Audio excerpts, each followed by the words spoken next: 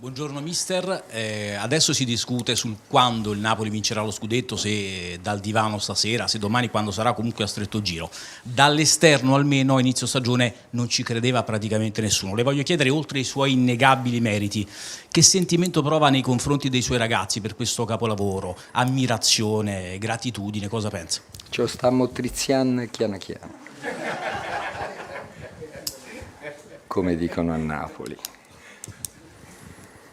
Che sentimento provo? Da un punto di vista mio, io ho saputo fin dall'inizio che aveva a che fare con dei purosangue, con una squadra di purosangue, per cui mi fa piacere che in poco tempo abbiano fatto vedere subito a tutti quello che è la loro qualità, quello che è il loro carattere, perché poi c'erano stati anche momenti difficili dove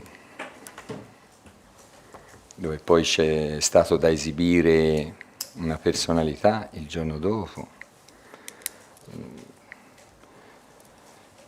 Secondo me questo scudetto qui, se avvenisse, è qualcosa che esce dagli schemi, un evento di cui ne trarrebbero dei vantaggi non solo il Napoli, Napoli città, ma tutti quelli che poi sono gli addetti a questo sistema.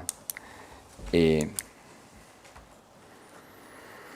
i nostri calciatori lo meritano per quello che hanno fatto, però poi c'è ancora da fare, come si dice sempre, questi ultimi metri, quest'ultimo strappo che diventa la cosa più difficile, per cui si continua a fare come abbiamo sempre fatto, sapendo che dopo ci sarà da ripetere ugualmente ciò che abbiamo sempre fatto se dovesse avvenire, per cui nessuna divagazione, nessuna deconcentrazione, nessuno sguardo che ci porti poi fuori di quello che deve essere la nostra volontà, il nostro lavoro.